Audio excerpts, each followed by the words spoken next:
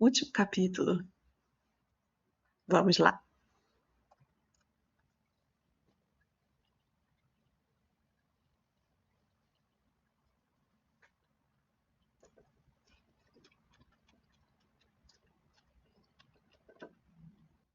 Olá, leitores ávidos, tímidos e apaixonados por livros. Sejam muito bem-vindos de volta ao canal e vamos dar sequência à leitura do capítulo 21 do livro Drosófila, capítulo final. O capítulo 21, ele é narrado pelo Kaique.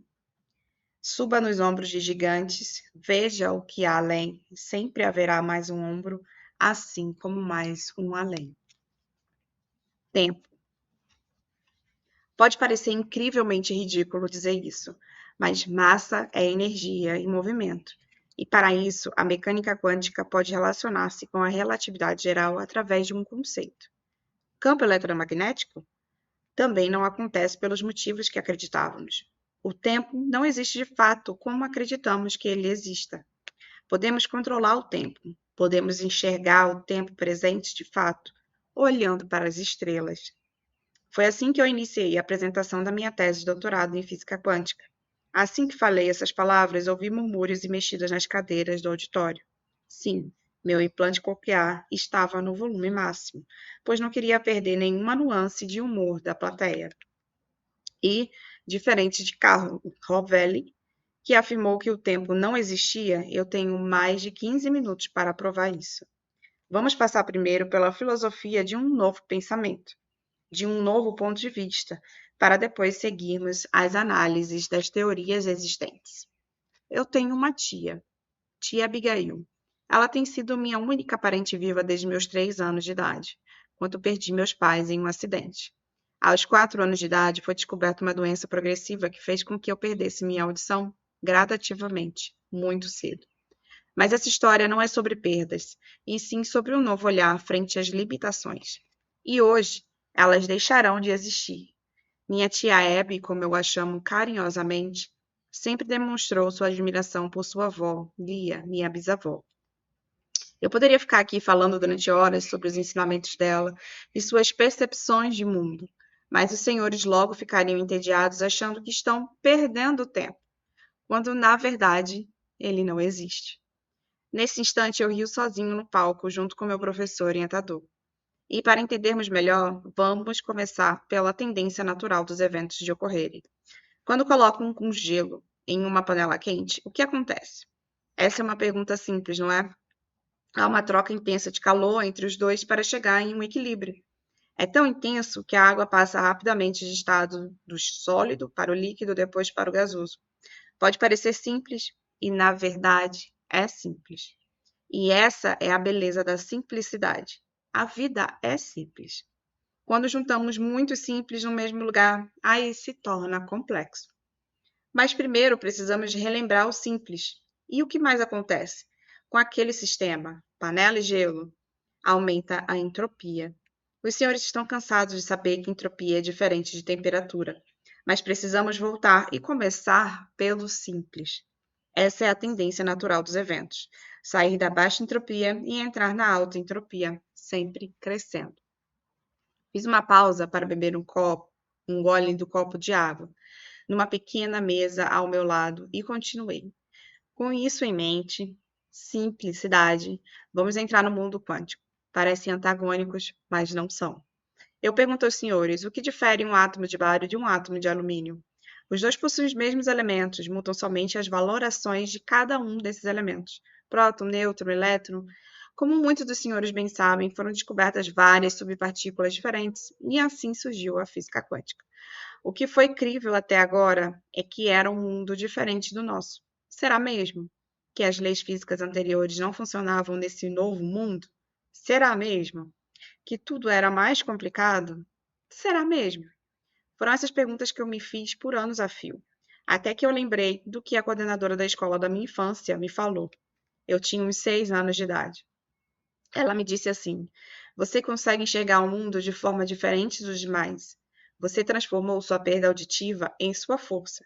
E os senhores devem estar se perguntando por que estou falando da coordenadora se a minha maior inspiração é a minha tia Abby. Foi porque eu acreditei no que a coordenadora havia me dito. Mas o alimento, o conhecimento, a ser visto de forma diferente, veio da minha tia Abby. Certo dia perguntei a ela o que era ser bom ou ser mal.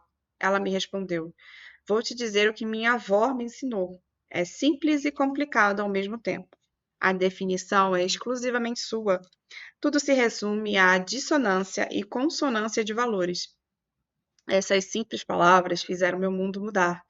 Dissonância e consonância. Percebem? O que a minha perda auditiva e a explicação da minha tia veio da minha avó têm em comum? Fiz uma pausa e disse ao final: ondas. Estamos cercados por elas. E o que é onda? Energia. Energia pura. Tem simplicidade maior do que esta? Que indubitavelmente culmina em complexidade? Mas o que eu falei de novidade até aqui? Nada. E é justamente essa a minha tese. A resposta esteve na frente dos nossos olhos esse tempo todo. Bastava um olhar diferente. Tomei outro gole de água e continuei. Mas agora com a expressão séria. Dito isso, agora vamos aos trabalhos. Projetei a imagem de um átomo de bário e sua distribuição de elétrons nas camadas de energia. Como os senhores podem ver, este é um átomo de bário em sua configuração elementar. Convido os senhores a pensar somente no núcleo e esquecer os elétrons por hora.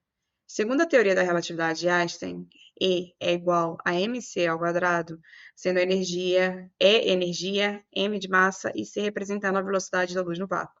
Não entraremos nesse pormenor da velocidade da luz ser no vácuo ou não, ou ainda o que seria vácuo por hora.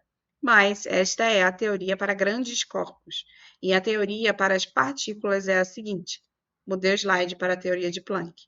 Pela teoria quântica de Maxwell-Planck, E é igual a hv, sendo E energia, h é a constante Planck e v é a frequência. Muito bem, até aqui nenhuma novidade.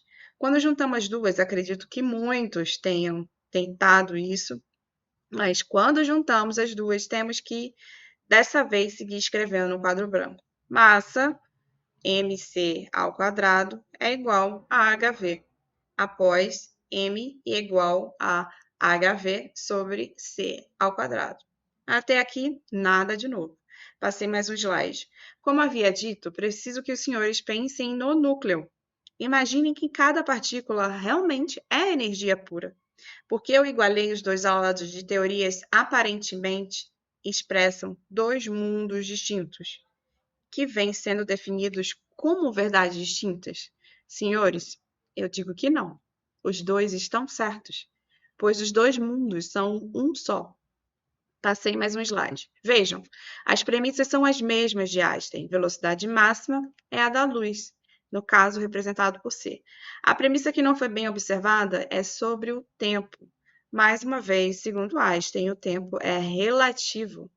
Se o tempo é relativo para corpos, e aqui gostaria de frisar a palavra corpos, pois o que seria corpo? Massa, energia, energia e movimento.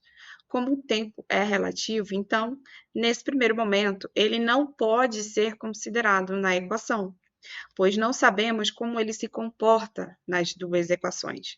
Lembra, senhores, estamos considerando o átomo de bário. Se a velocidade limite é c, o que acontece com a fórmula de Einstein original? Nada. E é corrigida. A massa se torna infinita. Isso é possível? Foi nesse entrave que acredito que a maioria parou. O problema é que o tempo é diferente dentro e fora do corpo.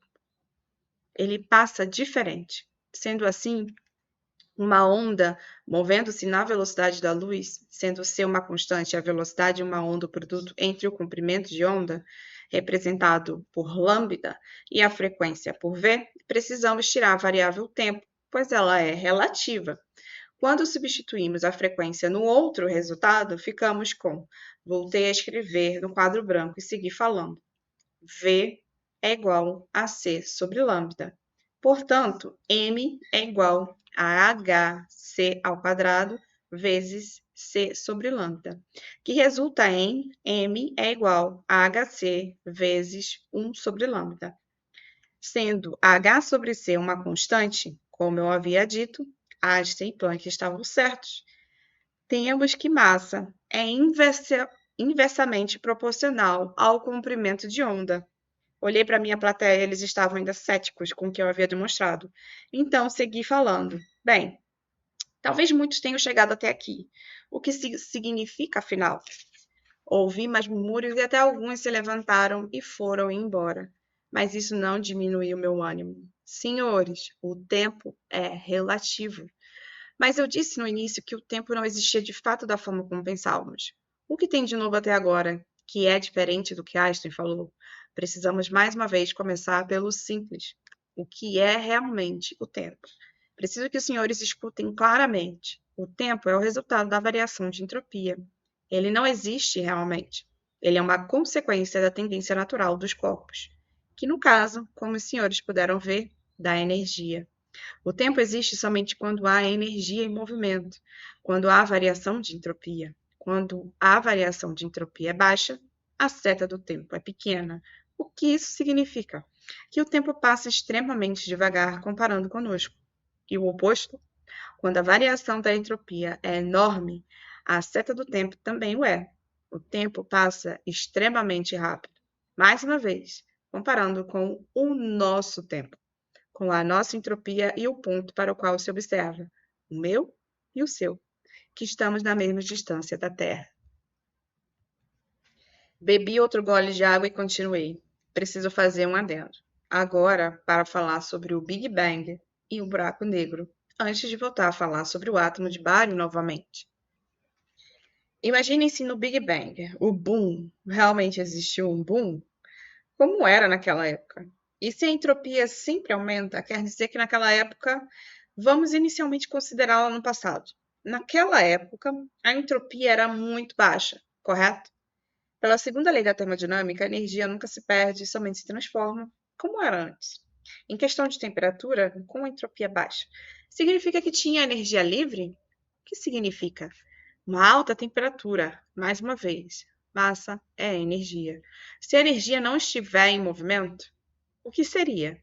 Se não conseguimos elaborar uma resposta a essa pergunta, pensemos ao contrário. Se a energia estiver em movimento, o que ela é? Conseguem pensar agora no elétron, na dualidade partícula-onda? Como eu consigo visualizar o comportamento de uma partícula como onda, quando o comprimento do orifício tem tamanho próximo ao comprimento de onda? Mas qual o limite entre ser uma partícula e ser uma onda? Ou seja, energia pura? A resposta é depende. Depende em qual velocidade do tempo encontra-se um observador e em qual velocidade do tempo encontra-se o ponto ou energia observada. Mas ambas têm relação com a variação da entropia. Ambas têm relação com a relatividade do tempo. Podemos encontrar isso no dia a dia, mesmo em velocidades muito baixas de corpos, comparadas com a velocidade da luz, como no paradoxo da rotação da moeda. Passei um vídeo com duas moedas iguais, no qual uma das moedas estava fixa e a outra girava em torno de seu centro, eixo, e, simultaneamente, pelo comprimento da circunferência da moeda fixa, demonstrando que, quando olhamos de cima, fora do sistema, vimos a moeda girar duas vezes antes de alcançar o ponto original. Depois, um vídeo com a câmera observador no centro da moeda fixa e, em seguida, com a câmera em cima do centro da moeda que está girando. Percebem que nas duas últimas o observador está inserido no sistema e na primeira o observador é externo? Consegue ver isso? Ótimo. Vamos primeiro entender a situação que resulta em um resultado esperado por nós, onde o aumento da velocidade relativa do tempo não é percebida, onde o comprimento da circunferência da moeda, onde o comprimento da circunferência da moeda é o espaço percorrido, que é na segunda e na terceira situação. Nesse sistema, estamos inseridos nele, assim como estamos inseridos agora. Assim como Newton, Einstein, Planck e tantos outros pesquisadores físicos, químicos, observadores viam os resultados de seus experimentos e de suas experiências. O que muda entre um e o outro é só um ponto de observação. Quando você olha para fora, que é o observador, a gente está vendo as fórmulas de Einstein, e quando a gente está inserido no sistema, a gente vê a fórmula de Planck. Os dois são um observador. humano e fora do sistema que se observa, enquanto o outro dentro do sistema, a máquina do qual se observa. Eles veem resultados distintos e corretos, válidos. Mas o que é esse resultado? Na verdade, ele é só a relatividade do tempo atuando. Quando olhamos para dois pontos distintos de um ponto externo ao sistema, desses dois pontos iniciais, vamos ver um tempo relativo entre eles. Perceberá que a moeda percorreu uma distância maior, diferente da que efetivamente existe. Porém, é apenas o tempo entre as duas moedas, passando com uma velocidade relativa maior e percorrendo a mesma distância. A velocidade da luz é uma constante para qualquer ponto observado. A distância é a mesma, pois a moeda não mudou. Por que não se altera o simples? Qual a resposta mais simples? Que o espaço curvou, por alguma razão que não conhecemos? Ou que o tempo é relativo por comprovações e mais comprovações que existem? Foi nisso que eu pensei quando cheguei nesse ponto. Paramos e aceitamos que o espaço se curva ou seguimos na linha de que o tempo é relativo. E foi assim que eu percebi que, quanto mais eu avançava no mesmo conceito, encontrava a mesma resposta encontrada em todas as pesquisas que li. Não todas as pesquisas existentes, todas que eu li. Mas o que realmente encontrei no paradoxo da rotação da moeda? O tempo tem relativamente o mesmo aumento da velocidade relativa entre o observador dentro do sistema e o ponto de movimento da moeda. O que isso significa? Significa que a lei da física ou a fórmula para chegar ao valor do comprimento da circunferência é a mesma, mas diferente quando comparada aos meus olhos, observador externo ao sistema. E o que difere um do outro é como o tempo passa, o aumento da velocidade relativa do tempo. Mas o que isso realmente significa? Que quando o observador está dentro do sistema, as leis de Newton valem. Quando eu saio do sistema e olho por cima, o que eu enxergo? Passando a análise do tempo relativo entre dois pontos das duas moedas, que têm entropia relativamente similar. O sistema tem uma variação de entropia pequena, que resulta em uma seta do tempo pequena entre eles. Mas o observador externo vê aumentada a velocidade relativa entre os dois pontos, pois o tempo acelera em relação ao tempo dos meus olhos, que tem uma variação de entropia maior entre meus olhos e a moeda. Andei em direção ao quadro branco. Andei em direção ao quadro branco e apontei novamente para a relação entre massa e comprimento de onda. E então segui falando. Se o tempo relativo aos meus olhos resulta em aumento da velocidade relativa entre as moedas e a velocidade da luz é uma constante, logo, o comprimento de onda será crescente. E quanto maior é esse aumento da velocidade relativa do tempo em relação aos meus olhos, maior será o comprimento da onda. O que isso quer dizer na relação original de massa e comprimento de onda? Que a massa tenderá a zero? Não. Significa apenas que a massa que conhecemos existirá a um determinado aumento da velocidade relativa do tempo. Fica mais fácil de visualizar quando decompomos as unidades de medida das constantes e inserimos a unidade de medida do comprimento de onda. Iremos adotar o quilograma, metro e o segundo. Segui escrevendo no quadro branco. Enquanto falava o que estava escrito, a constante de Planck, h, está em joules por segundo, velocidade da luz em metros por segundo, e o comprimento de onda, lambda, está em metros. Passando joules para a unidade de medida padrão, joules é igual a quilograma vezes metro ao quadrado dividido por segundo ao quadrado. Se massa é igual a h sobre c vezes 1 sobre lambda, ou massa é igual a hc vezes período. Por que eu usarei a segunda composição na relação de massa nesse momento? Porque agora os senhores conseguiram ver que o tempo afeta o que vemos. Portanto, sendo t o período, tempo, unidade de medida em segundos, então massa é igual a h sobre c vezes período. Ao transpor as unidades de medida, resulta em quilograma é igual a quilograma metro ao quadrado dividido por segundo ao quadrado vezes segundo, vezes 1 sobre massa, 1 sobre metro por segundo vezes segundo. Logo, quilograma é igual a quilograma vezes metro por segundo. Mas o que isso significa? Significa duas situações. Primeiro, que massa é massa em movimento, portanto, massa é energia. E segundo, que massa é massa em movimento de fato. E ambas estão certas, ou seja, massa é energia em movimento. Retornando ao complexo da rotação da moeda, em que o tempo não é o mesmo, mas a distância é a mesma, portanto, enxergamos ela percorrendo uma distância maior quando se é um observador externo. E quando o observador está dentro do sistema, enxerga aquilo que está correspondente à velocidade relativa interna daquele sistema. Einstein está certo, Planck está certo. E é assim que conseguimos enxergar a massa. Quando olhamos para a massa, estamos vendo, na verdade, pequenos pontos de massa em movimento, como as descobertas de várias partículas diferentes. Mas o que é massa? Massa é energia. Pode parecer redundante, e é redundante, mas isso acontece quando comparamos sistemas diferentes e consideramos o tempo imutável. E é esse movimento de energia quase simultâneo que torna a massa como vemos e acreditamos ser o real. Se o observador externo enxergar o tempo aumentando a velocidade relativa o suficiente entre os dois pontos dentro de um sistema, o observador externo ao sistema enxergará os dois pontos como um só, em simultaneidade de posições. Assim, veremos uma massa maior. E, se o observador externo passa a ser interno do sistema inicial, ele enxergará os dois pontos distintos.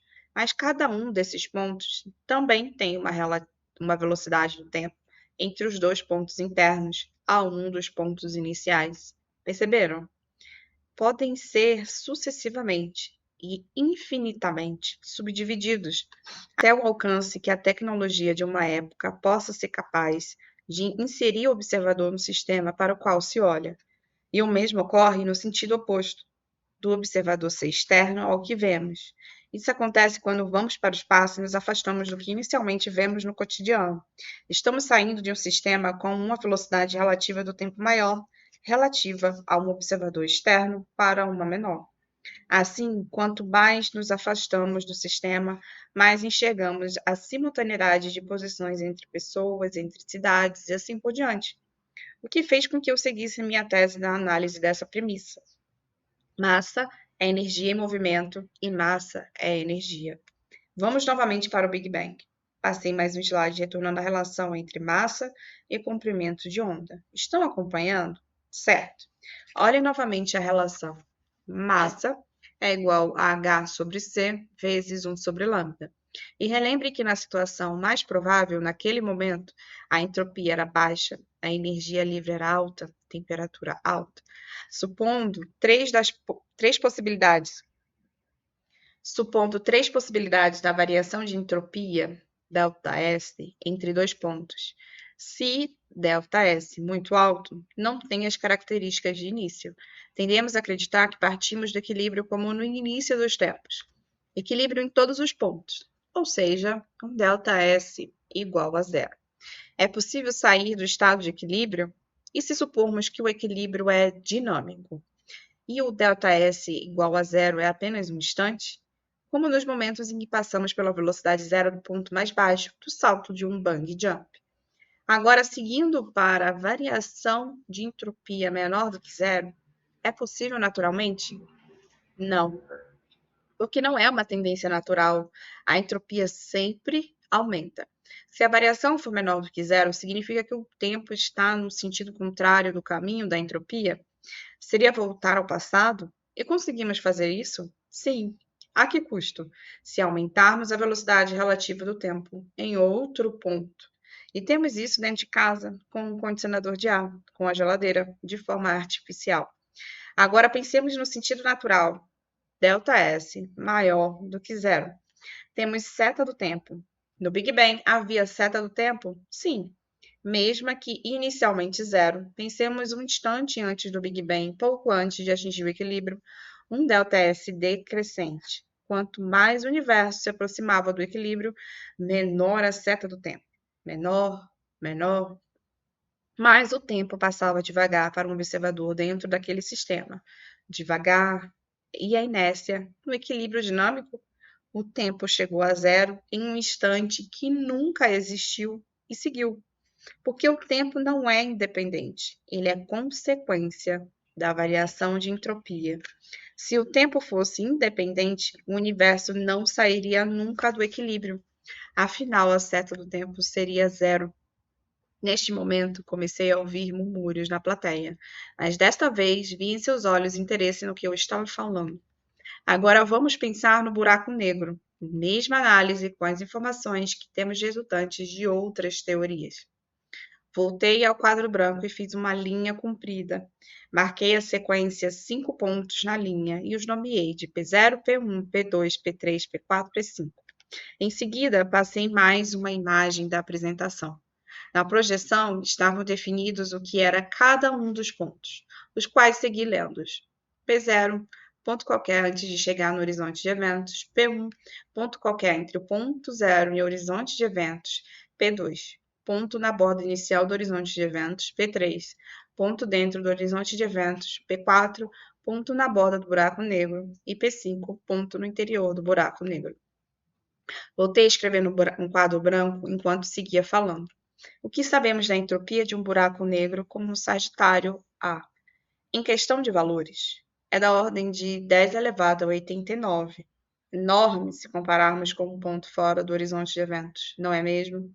A visualização da radiação Hawking é a única evidência de que a entropia do buraco negro é maior do que o seu entorno, considerando a segunda lei da termodinâmica. Qual a tendência natural do universo? Aumentar a entropia. E como é feito isso? O que o Sol nos dá? O que nós refletimos? Os senhores sabem a resposta, não é? Com certeza sim. O Sol nos dá entropia através de emissão de energia, mas não ficamos com essa energia. Absorvemos, usamos, aumentamos nossa entropia e emitimos. A energia segue fluindo, aumentando a entropia do universo. E o buraco negro é diferente disso? Não é. Hawking provou isso. Os buracos negros também emitem energia na forma da radiação Hawking, correto? Mas relembra os senhores que o tempo é relativo. Como poderia existir a gravidade como conhecemos, numa relação de aceleração entre distância, espaço e tempo? Mas antes de chegar nessa conclusão em relação à gravidade, primeiro gostaria que os senhores olhassem para este quadro, pois vamos analisar o que ocorre em cada um dos intervalos entre P0 e P1. Podemos supor, sem mensuração em números, que o ΔS é pequeno, muito pequeno, se compararmos o ΔS entre P0 e P5, o interior do buraco negro, certo? Como é a seta do tempo entre P0 e P1? Pequena também. Mas qual é a tendência natural dos corpos e energias? Serem atraídos para um equilíbrio, mas qual o patamar desse equilíbrio? Se a entropia não diminui naturalmente. O patamar do ponto com maior entropia do universo mais próximo. Preciso que os senhores guardem isso, pois será falado mais à frente. Pois corpos, energias são atraídas por outros de maior entropia. Isso é a nova concepção que estou defendendo. Mas, primeiro vamos pensar em gravidade, como existe no conceito vigente. Sobre a gravidade entre o ponto P0 e P1, a atração é pequena ou grande? Pequena. E entre P0 e P5, extremamente grande. E o mesmo entre P1 e P5, muito grande. E o mesmo entre P2 e P5, grande. Conseguem visualizar que eles são atraídos para o ponto de maior entropia? Percebam que quanto mais o ponto se aproxima do buraco negro, o ΔS, que é a variação de entropia, decresce, ele diminui. O que acontece com o tempo se o ΔS é decrescente? O tempo desacelera, passa mais devagar. Tem período longo com comprimento de onda grande. A velocidade relativa do tempo é crescente e desacelerada, de P0 a P5.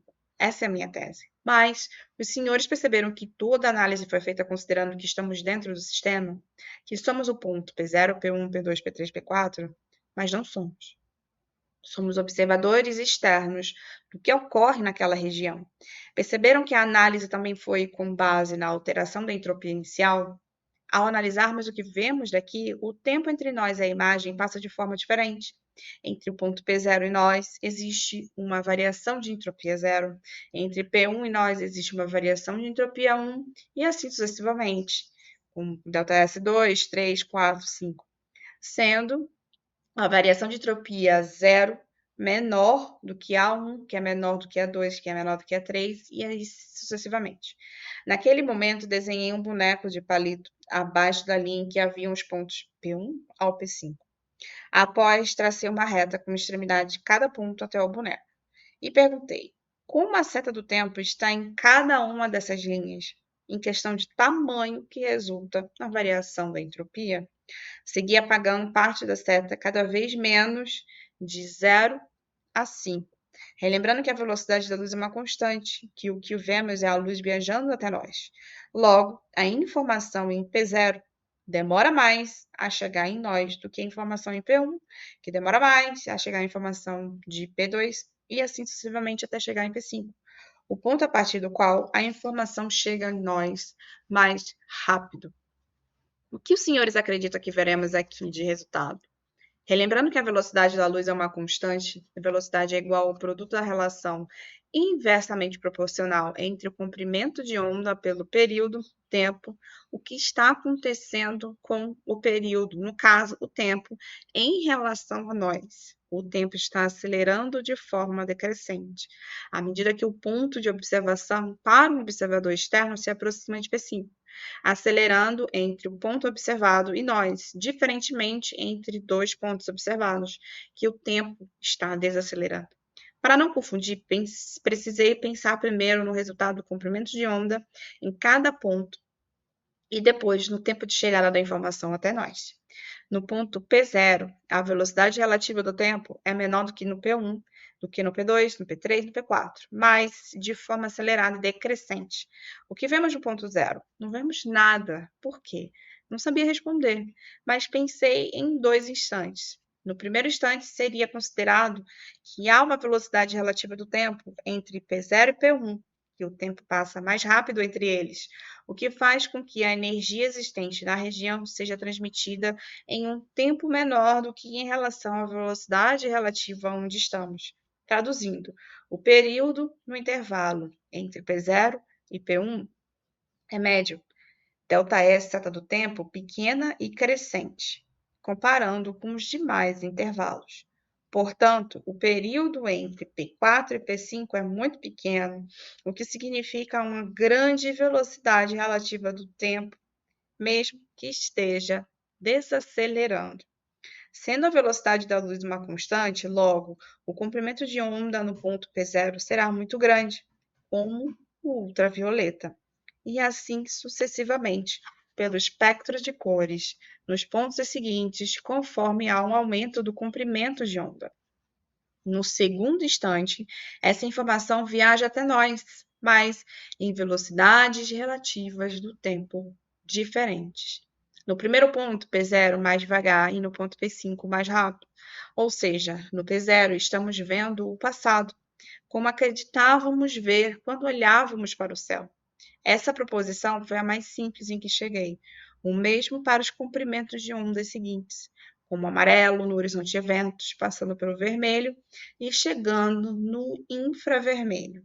Mas me intrigou quando chegou no infravermelho, pois temos 2 situações peculiares. A velocidade do tempo relativa entre P4 e P5 tende a zero, pela proximidade do nível de entropia nos 2 pontos, resultando em um ΔS tendendo a zero. E essa informação é a que chega mais rápido aos nossos olhos. Me questionei se estaria vendo um passado tão recente quanto o passado que vemos no nosso cotidiano, que chamamos de presente. Foi quando a evolução do que vemos no conceito da minha tese encontrou similaridades com o estudo das emissões de radiação de um corpo negro, principalmente sobre a intensidade para o comprimento de onda amarelo, num horizonte de eventos. Decidi realizar o experimento e os seus resultados. Halley, Jeans, Stephan, Boltzmann e Planck explicaram os resultados do experimento de corpos negros e Planck chegou na relação entre energia e frequência, que foi citada no início da comparação entre a energia de Einstein. Reforço o que disse antes, reanalisei o experimento e seus resultados. Não foi uma mera analogia decorrente do nome em relação aos buracos negros. As comparações foram feitas com base nos resultados e pesquisas das condições de realização do experimento. Passei mais uma imagem. Nela está um gráfico dos resultados encontrados na relação entre a intensidade da luz pelo comprimento de onda nas 4 temperaturas na escala Kelvin, para 3.000 Kelvin, 4.000, 5.000 e 6.000 Kelvin. Vejam que a intensidade da radiação está em função do comprimento de onda e da temperatura. Considerando a minha tese e tendo em vista existir uma relação diretamente proporcional entre temperatura e entropia, podemos inicialmente inferir que a função da intensidade seria uma função semelhante, se não igual, para a função da intensidade da radiação emitida por um corpo negro. Pode parecer absurdo e incrivelmente aleatório, mas convido os senhores a analisar o gráfico com o mesmo olhar da análise do que vemos como observador externo na imagem do buraco negro, no viés de uma nova interpretação. Vemos que na área abaixo da curva de maior temperatura e antes da cor violeta, na faixa ultravioleta, a variação da velocidade relativa do tempo não altera o resultado de não visualização da luz. Fazendo um paralelo, o mesmo ocorre entre o ponto P0 e P1. Mas não vemos a cor violeta na informação imagem que chega até nós. Vemos apenas escuro e a cor amarela é mais intensa. Os pontos analisados estavam dispostos sequencialmente, de baixo para cima em relação ao eixo Y, do P0 ao P5, porém na ordem inversa no alinhamento do eixo X, mas nos pontos de pico de emissão para cada nível de entropia, temperatura, no gráfico original, pois eles têm pontos de entropia diferentes e crescentes.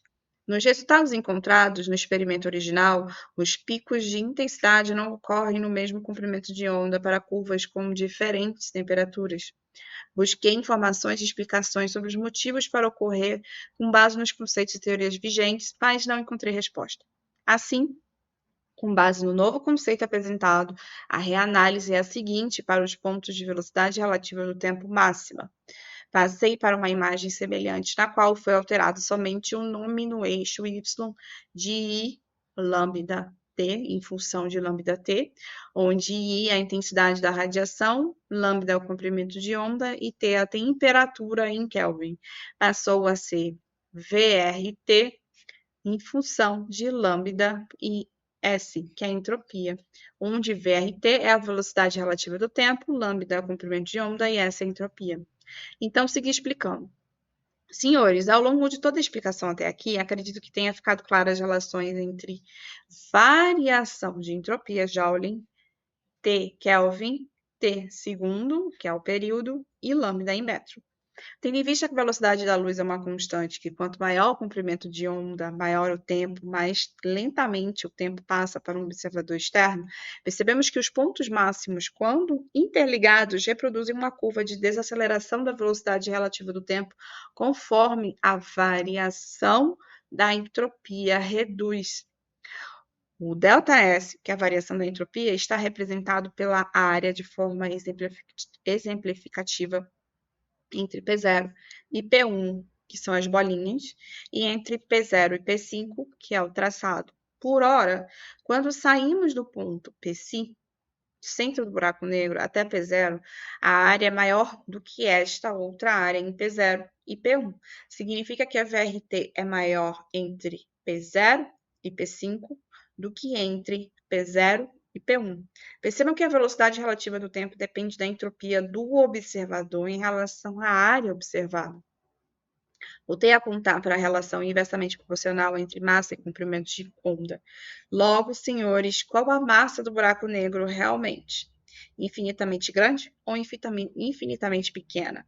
Depende da relatividade do tempo. Na verdade, vemos escuro, negro. Porque, para um observador na Terra, ou ainda um observador com entropia infinitamente menor do que a entropia do buraco negro, há somente ondas extremamente pequenas. Percebam que a luz e informação viaja até nós na VRT, passando por regiões com entropias variadas. E essa variação ocorre da mesma forma que acontece entre os pontos P0 e P5. A luz sai inicialmente com comprimentos de onda muito longos, da ordem de 70 quilômetros. Mas, à medida que segue a viagem até nós, o ΔS vai diminuindo. Logo, a VRT em relação a nós também diminui. Assim como o comprimento de onda diminui até a informação chegar a nós no comprimento de onda ultravioleta. Percebam que há uma inversão da relação entre comprimento de onda e VRT para um observador com entropia próxima à da região do buraco negro. E a relação de um observador na Terra, quando não é considerada a relatividade do tempo, os enormes comprimentos de onda que ocorrem lá considera um observador inerte. Mas a observação é diferente. Vemos o espectro ultravioleta da luz na área escura, invisível aos nossos olhos. Não vemos o tempo tendendo a zero, não vemos a passagem do tempo extremamente lenta. Vemos o que a variação de entropia quer que vejamos. Não existe gravidade. Não existe a luz sendo atraída pela gravidade. Não existe um corpo viajando que é atraído pelo buraco negro. O que vemos é a relatividade do tempo. O que vemos é a velocidade relativa do tempo variando para nós.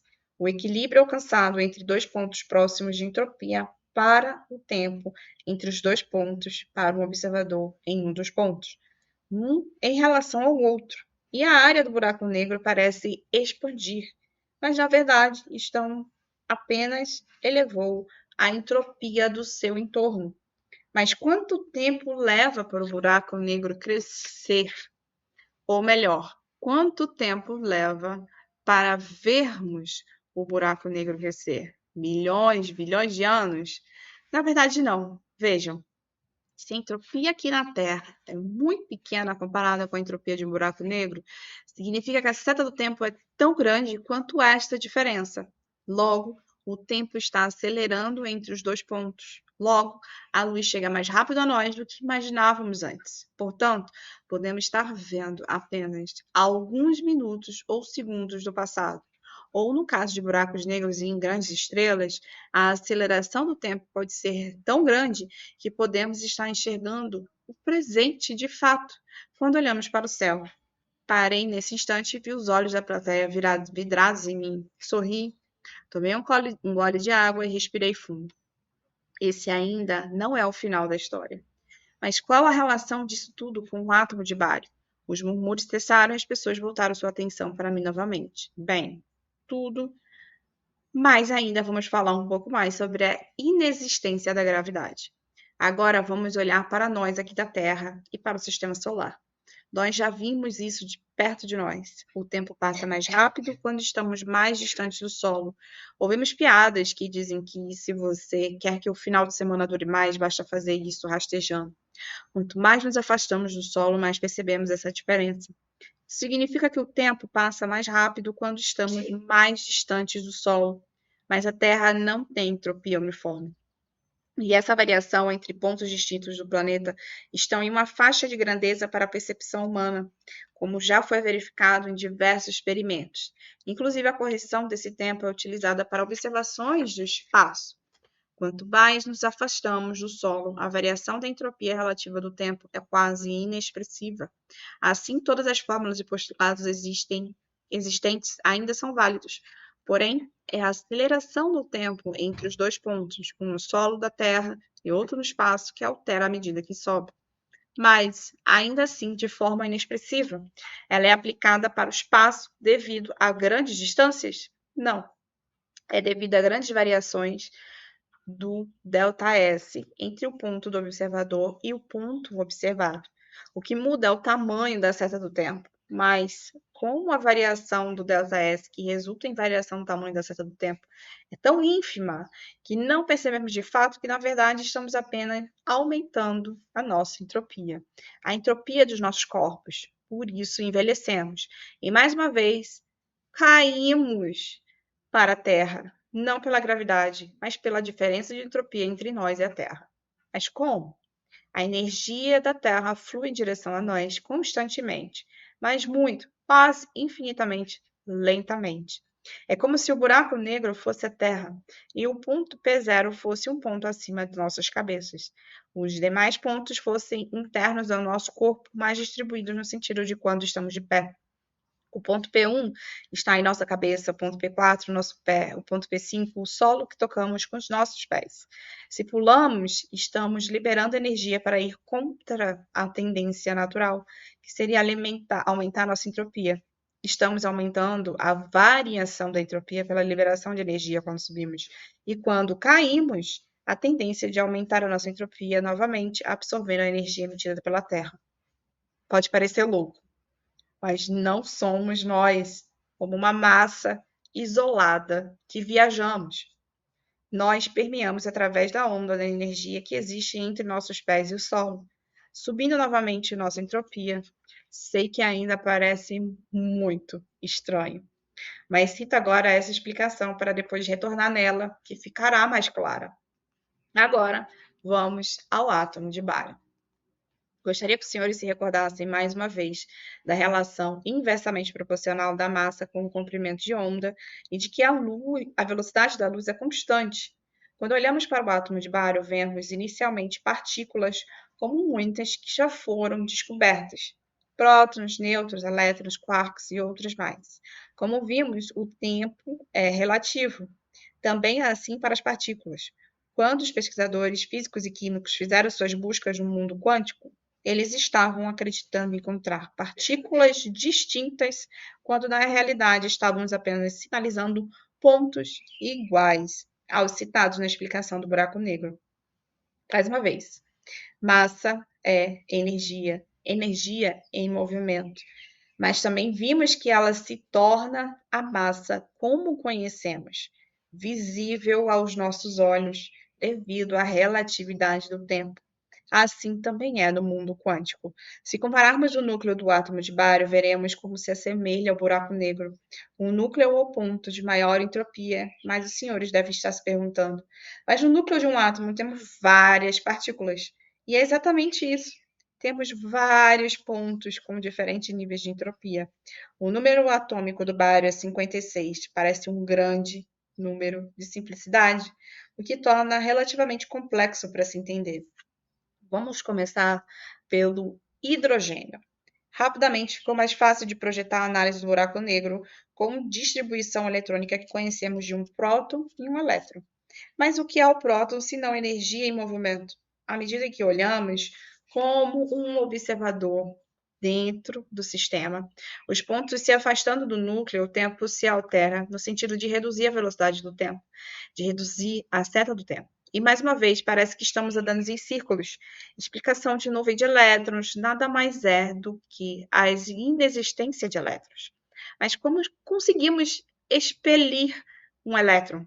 Estamos apenas dando energia para um ponto de baixa entropia que sobe para um estágio de uma pequena elevação da entropia, o que faz com que, naquele ponto, tenha uma entropia maior do que a vizinhança, gerando um aumento do ΔS em relação ao entorno, que resulta em variação do tempo, para uma seta do tempo levemente maior, que resulta em um aumento na velocidade relativa do tempo naquele ponto, mas em relação ao observador dentro do sistema. Então, na realidade, a variação de entropia entre o ponto que recebeu um quanta aumentou sua entropia e diminuiu a variação de entropia entre o observador e aquele ponto. Ele diminuiu a entropia entre o observador, entre o ponto e o observador externo. Então, quando você diminui a entropia, você diminui essa velocidade. Isso aqui foi um adendo. Isso aqui não está escrito, mas é só para esclarecer. que resulta em variação do tempo para uma seta do tempo levemente maior, que resulta em um aumento da velocidade relativa do tempo daquele ponto, mas em relação ao observador dentro do sistema. Tá? Agora a gente vai falar do observador fora do sistema. Nós, ou o observador máquina, não estamos dentro do sistema. Então, na realidade, a variação de entropia entre o ponto que recebeu um quanta aumentou sua entropia e diminuiu a variação de entropia entre o observador e aquele ponto, o que diminui a seta do tempo, que diminui o comprimento de onda, e vemos a resposta como um sinal de luz para algo num comprimento de onda visível. Estamos acelerando partículas sem mudar sua velocidade. Sorri e lentamente tomei mais um gole de água. Fiz o som de uma onomatopeia para a explosão dentro da minha cabeça com a minha boca, ao mesmo tempo em que emitia o som abrindo os dedos das minhas mãos. Puxa. Sorri novamente e segui. Simultaneidade de posições de elétrons, nuvem de elétrons, teoria quântica de Max Planck, mas ainda não terminamos a história do átomo de bário. Consonância e dissonância de valores. Palavras da minha tia Hebe. Sorri enquanto as pronunciava, depois voltei à seriedade. Quando temos pontos com iguais valores de entropia, prótons, o que acontece em seu entorno com as emissões de energia? As ondas entram em consonância ou em dissonância? Resultam em regiões de presença e de ausência de energia? Não. Não existe ausência de energia. Existe o equilíbrio dinâmico e momentâneo que simula uma ausência de energia. Soa familiar ao início dos tempos, não é mesmo? E soa familiar também aos nêutrons, não é mesmo? E nas regiões de consonância? As regiões onde mais provavelmente encontraremos os elétrons formam a mesma disposição das distribuições pelos níveis e subníveis de energia de um átomo. Modelos matemáticos podem elucidar essa questão, mas os senhores devem estar se perguntando sobre o comportamento de carga, atração e repulsão. E mais uma vez digo, o tempo é relativo. Ele não existe como pensávamos. Pense em dois pontos com entropia muito próximas ou mesmo iguais. Como o tempo passa entre eles? A seta do tempo tende a zero. É quase o tempo estático entre eles. Portanto, é por isso que encontramos os prótons e eles não se repelem. Não é por causa dos nêutrons. Eles não existem. Os prótons apenas mantêm a mesma distância, pois a seta do tempo é muito pequena, ínfima, tendendo a zero, considerando um observador dentro do sistema. A velocidade relativa do tempo é muito baixa entre eles, o que não permite que eles avancem de tamanho, ou seja, cresçam e pareçam mover entre si, mas que, comparando com o observador num nível diferente de entropia, a velocidade relativa do tempo volta a ser expressiva. Vemos os pontos se movendo extremamente rápido, ao ponto de acreditarmos que talvez eles se movam mais rápido do que a velocidade da luz. E sobre a atração no campo magnético? O que os senhores acreditam que seja? É simplesmente uma grande seta do tempo acelerando. Temos dois polos com uma variação de entropia muito grande. A aparente atração é produto da grande VRT entre os dois pontos, ou seja, VRT aumentando. E entre os dois pontos, quando dois polos de mesmo sinal, é uma pequeníssima seta do tempo. Eles não se repelem, eles apenas se aproximam em uma velocidade relativa do tempo menor do que a comparada com a nossa. Quando aplicamos movimento a um dos ímãs por uma força, estamos inserindo energia no sistema. Os polos iguais parecem se repelir, mas na realidade eles apenas não estão se aproximando na mesma velocidade da situação de polos opostos. A variação da entropia é muitíssimo menor entre polos iguais, portanto, a VRT entre eles é muito menor. É como se o tempo não passasse entre as superfícies. Vejam que, no geral, ímãs naturais, permanentes ou não, o eletroímã não pode ser considerado um ímã natural, pois possui uma fonte constante de alteração do comportamento normal ímã, diferente dos ímãs decorrentes de mistura entre materiais diferentes de forma artificial, por reação ou outro processo no qual haja a ação do ímã. perdem os ímãs naturais, eles perdem suas características magnéticas com quedas, elevação de temperatura ou forte descarga elétrica. Todas são situações de elevação de entropia do ímã. Vejam, senhores, o principal objetivo da tese é inserir uma nova teoria com um novo olhar sobre as razões para os habituais eventos ocorrerem, e não para negar alguma previsibilidade anterior. Assim, permanecem todas as relações matemáticas de previsibilidade para eventos futuros. Somente as verdadeiras razões para ocorrer um evento se tornaram mais esclarecidas, o que pode balizar uma descoberta futura para novas relações matemáticas de previsibilidade na mecânica quântica e na astrofísica. Novamente, fiz uma pausa e observei a plateia boquiaberta. Não podia deixar de sorrir. Sentia minhas bochechas quentes, estava muito entusiasmado em compartilhar. Sorri enquanto falava mais uma vez, mas a história ainda não acabou. Ainda falta falar sobre nós e como caímos para o chão. Alguém? Alguma ideia?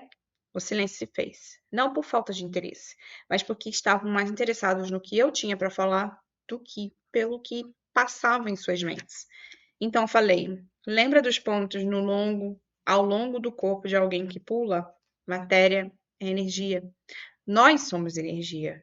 Pensem que somos elétrons, recebendo um quanto de energia, transformamos parte de nossa entropia em energia e pulamos, saltamos, no sentido contrário da ordem natural. Quando esta energia é usada, ela se torna livre, nossa entropia reduz e fazemos com que a seta do tempo se altere para levemente maior.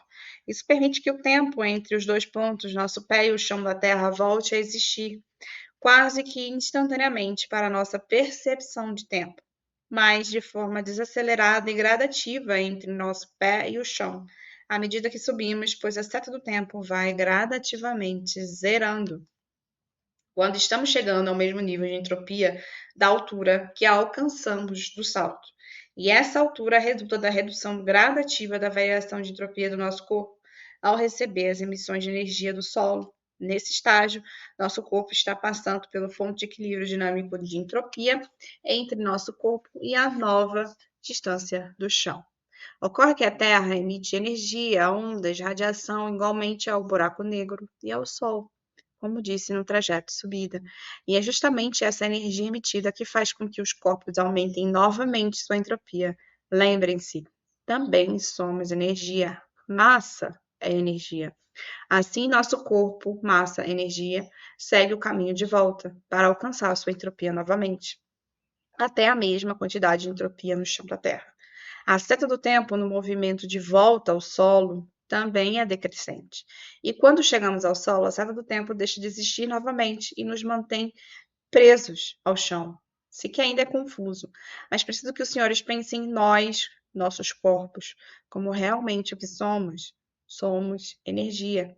Não é o nosso corpo independente com limites se movendo como pensávamos anteriormente.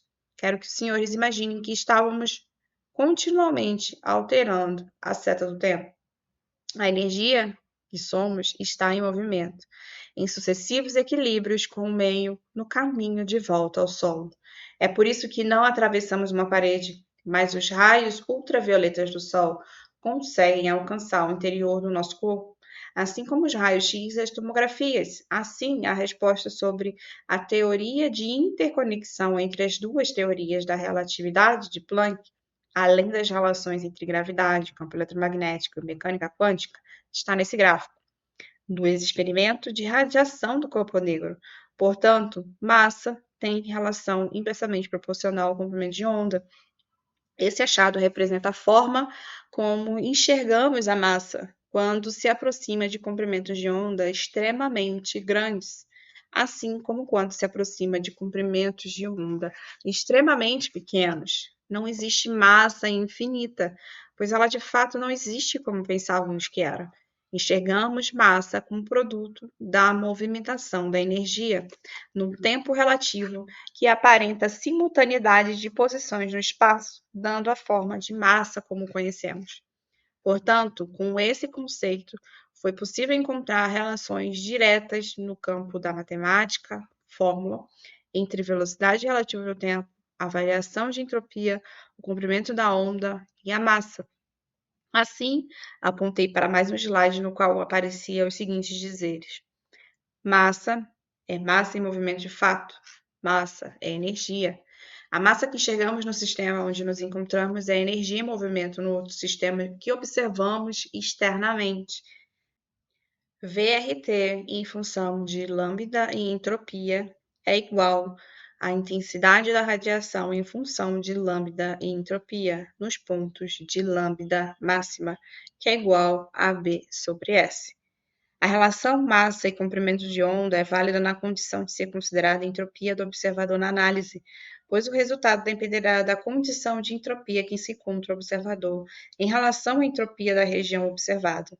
A aparente atração e repulsão em campos eletromagnéticos é resultado da alteração da velocidade relativa do tempo, pela variação da entropia entre observador e ponto observado. A aparente atração pela gravidade é resultado da alteração da velocidade relativa do tempo, pela variação da entropia entre o observador e o ponto observado. E seguir falando. Com esse entendimento, será possível calcular distâncias de forma mais precisa do espaço observável do universo e distâncias extremamente pequenas. Será possível criar equipamentos que podem enxergar o espaço não observável do universo, além de outras aplicações em diversas áreas do conhecimento e da prática do cotidiano, como a reformulação de computadores quânticos, melhorias no tratamento contra o câncer e quantos mais a criatividade humana puder alcançar com esse novo olhar. E não só isso. Quando pensamos em expansão e contração do sistema, estamos considerando o limite de uma região na qual o tempo existe, na qual o espaço observável pode ser visto, mas o universo é infinito e está se expandindo. Passei para o penúltimo slide. Essa é a relação proposta entre as teorias, mais uma vez, considerando tempo, espaço, entropia. Pensemos de forma hipotética em um êmbolo de uma seringa. Quando puxamos, a temperatura diminui e quando comprimimos, a temperatura aumenta. No caso do universo observável, se comprimimos até que o êmbolo toque a superfície oposta, temos o ponto inicial de tudo, o zero absoluto da escala Kelvin, não é mesmo? A ausência de energia é entropia, mas o que veio antes do zero absoluto de temperatura, antes da entropia zero, antes do ponto inicial? O tempo e o espaço observável não existia. Então, não se pode falar em início e fim, nem antes e depois. Contudo, pode-se ver ciclos. Quando inclinamos a imagem na altura dos olhos, vemos o formato de um círculo, além da impossibilidade de alcance de entropia igualitária em todos os pontos no espaço infinito, ou seja, a impossibilidade de ausência da passagem do tempo entre todos os pontos simultaneamente, impossibilidade de entropia zero absoluto em todos os pontos do universo infinito, e impossibilidade de energia zero, não em uma soma zero, e sim a impossibilidade de uma total inexistência de qualquer vestígio de energia de entropia. Esse ponto inicial parece impossível e, ao mesmo tempo, impossível, não é? Onde encontramos um paradoxo igual ao da galinha e do ovo, mas, nesse caso, entre energia e entropia. O que veio primeiro, a energia ou a entropia? Se uma é causa e consequência da outra, mas o tempo não existe naquele momento, um momento que nunca existiu de fato. A pergunta não é quem ou o que colocou uma ou outra coisa, mas porque muitos conseguem acreditar que Deus existe do nada e que o universo por si só não consegue. Ou mesmo, será que Deus é o universo de forma personalíssima? Ou o universo é a impessoalidade de Deus? Sorri enquanto fazia o questionamento. Isso é para outro tema de pesquisa. Por ora é uma questão de escolha. A minha é pela ciência. Por isso, acredito que a teoria do caos, mais uma vez, explica a impossibilidade de ausência da passagem do tempo entre todos os pontos do universo infinito de forma simultânea, pois, da mesma forma do universo, sempre haverá mais uma casa depois da vírgula que distinguirá a entropia entre um ponto e o outro. Sempre haverá mais uma casa depois da vírgula antes de chegar no zero absoluto. Sempre haverá mais um ponto no universo infinito que precisará entrar em equilíbrio com os demais pontos, e ainda, em última instância, quanto mais retornamos em uma contagem do tempo para trás, quanto mais pensamos estar próximos do marco zero, mais distantes estamos de fato, pois entramos na infinitude de subdivisões do tempo existentes entre 1 e 0, ou seja, explica a impossibilidade de um momento inicial existir e a impossibilidade de um momento final existir. Não existe um marco zero de fato, sendo, portanto, tempo e universo infinitos, sem início e sem fim, mas ocorrem ciclos de expansão e contração do espaço observável, não do universo. Finalizei a apresentação com: por isso, senhores, todos os cientistas e estudiosos estão certos, só havíamos compreendido errado. O tempo é relativo. O tempo não existe de forma como pensávamos, é apenas consequência da variação de entropia. Mas massa é energia e é inversamente proporcional ao comprimento de onda. Gravidade não existe como acreditávamos. Tempo e universo são infinitos, sem início e sem fim. E para alcançarmos novas respostas, precisamos realmente subir nos ombros de gigantes e enxergar de cima, olhar a cidade, olhar o todo. Mas primeiro foi necessário conhecer esses gigantes e pensar além de todos eles. Muito obrigada pela atenção dos senhores. Ouvi e vi ser aplaudido de pé. Estava orgulhoso de mim e senti muita falta da minha tia Abby. Muitos vieram me pedir para repetir, pois haviam compreendido o conceito, mas não conseguiram absorver toda a gama de assuntos tratados. Alguns meses mais tarde, fui questionado em uma entrevista: você é muito jovem e atribui grande parte dessa visão à sua tia Abby. Gostaria de saber se tem algum nome em mente para essa teoria. Parei um instante, como se nunca houvesse refletido sobre isso antes, e disse: Teoria Abbe-Cai-All. Teoria Abbe-Cai-All. Ou teoria de tudo, assim como Steve Hawking disse um dia. No aniversário de morte da minha tia Abby, após a defesa da minha tese, parei e olhei para a paisagem das plantações verticais. Me vi lembrando o momento em que ela me contou uma história, a história que explicava o motivo dela se sentir culpada em relação a mim. Vou me sentar e gostaria que se sentasse também.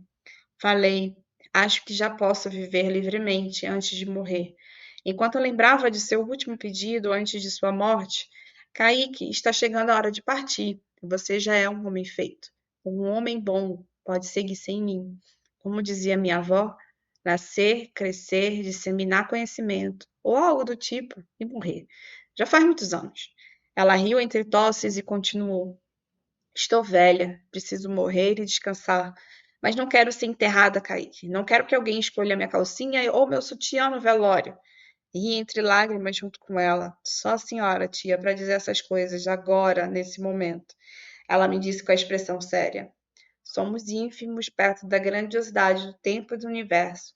Somos uma drosófila, mas ainda assim, como uma mosca da fruta, conseguimos tirar do sério qualquer um, inclusive o universo. Por favor, não me enterre. É sufocante só de imaginar.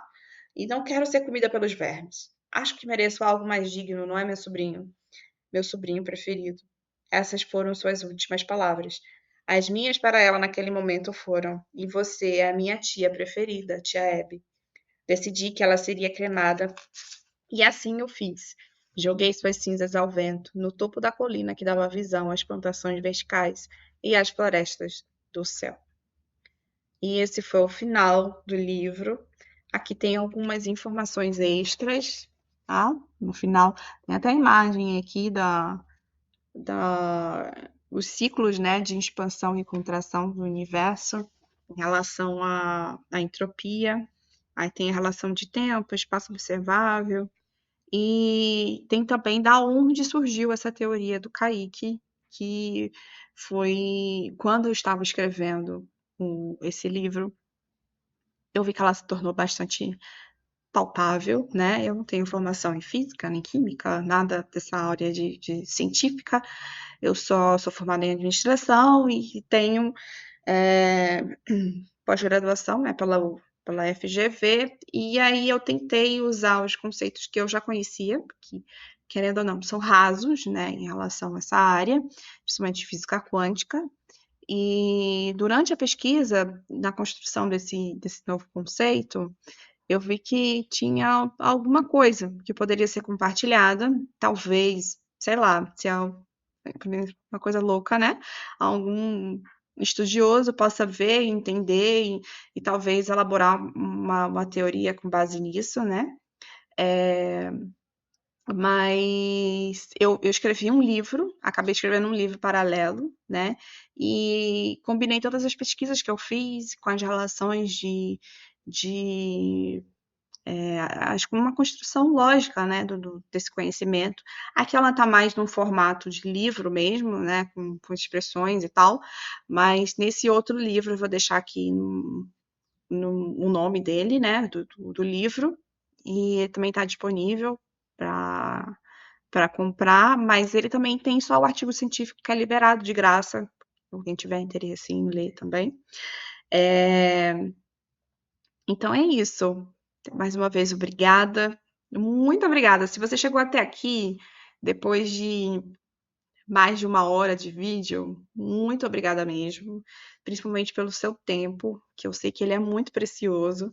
E esse livro fala disso, né? Sobre tempo, sobre vida, sobre as relações e como a vida, nas pequenas coisas, ela pode se tornar complexa, assim como as relações na física, né? No, nos conceitos, são elementos pequenos, simples, que no final, combinados, se tornam complexos. Mas a gente não pode esquecer da onde a gente veio, da essência, da simplicidade. E isso que torna a vida tão bonita, né? Tão bela. No mais, gente, até a próxima, tá?